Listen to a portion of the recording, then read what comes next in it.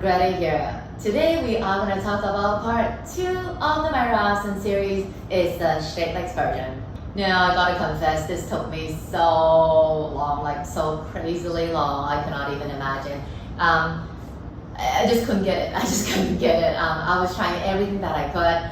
I just couldn't get it. I was engaging my belly like crazy, like really firing up that core, whatever that you thought of, I did. And it didn't work at all. And not until I went online for the billionth time to look for my Rasen videos. And then I came across this video with this lady explaining how to do my Rasen. And she was like, you have to keep the belly soft. And I was like, no way, like why would you keep the belly soft? Because when I do the bendy version, I engage my abdomen. I never let it relax. But then I was like, you know what?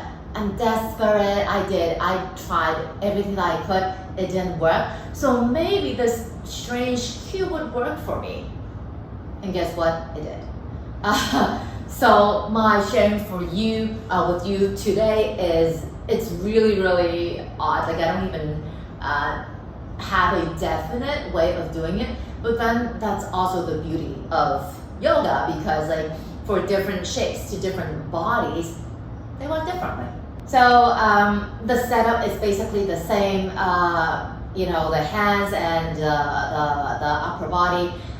If you are new to Marathon, I would suggest you to check out my video earlier on. I think it's just like a few days ago about the bendy version. I have a bit more explanation in how to place the hands and all that in that video. For straight legs, some people need to engage your abdomen.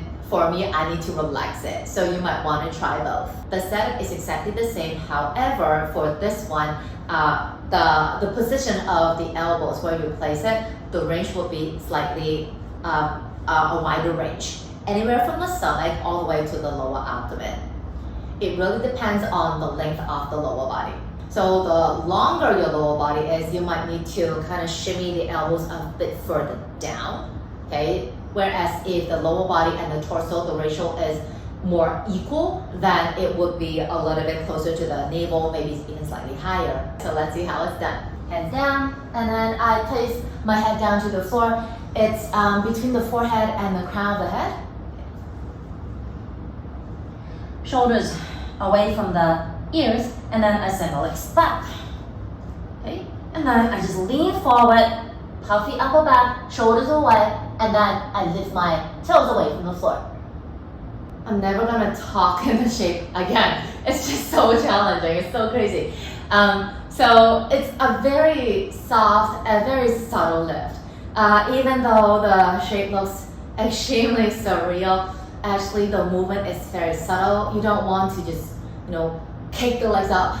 You never want to do that. Again, you're always wanting to find that shift in gravity so that you feel like, oh, I can lift the toes up. As you can see, in the beginning, my toes were flexed on the floor, and all I need to do is just point the toes so that they fly. There are other variations of my Rasen where the body's more like a curve.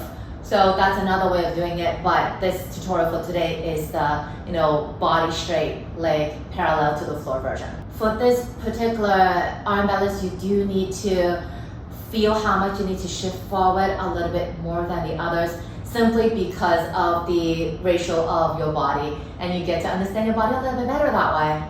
Don't forget, when you're leaning forward, the upper back stays broad. You don't want to close the entire body in like that. Even though, yes, the arms are in this shape, you actually still want to feel your chest muscles working and not just kind of collapse. And don't forget to lengthen. It's all about the lengthening. So for this particular version, you actually shift the whole body forward together at the same time. Comparing to the bendy version where you unfold, this one you move together. That's it for my sharing for today. Hope it's helpful to you.